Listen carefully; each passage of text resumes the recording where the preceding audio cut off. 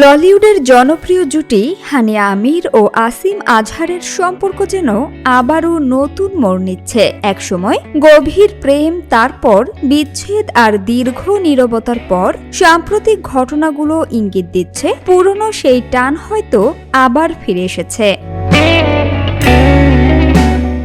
সম্প্রতি একটি কনসার্টে আসিমের পারফরমেন্স ঘিরেই আলোচনার শুরু। মঞ্চে গান গাওয়ার সময় হানিয়ার দিকে তার বিশেষ দৃষ্টি আর আবেগঘন মুহূর্ত দর্শকদের নজর কাড়ে। সেই ভিডিও সামাজিক মাধ্যমে ছড়িয়ে পড়তেই ভক্তদের মধ্যে শুরু হয় নতুন করে জল্পনা। এরপর যুক্তরাষ্ট্রে আসিমের আরেকটি কনসার্টে হানিয়ার উপস্থিতি বিষয়টিকে আরও রহস্যময় করে তোলে। ভিড়ের মাঝে নিজেকে আড়াল করার চেষ্টা করলেও তার হাতে থাকা রুমালে আসিম আলী লেখা স্পষ্ট ছিল। অনেকের মতে এটি নিছক কাকতালীয় নয়, বরং সম্পর্কের সূক্ষ্ম ইঙ্গিত।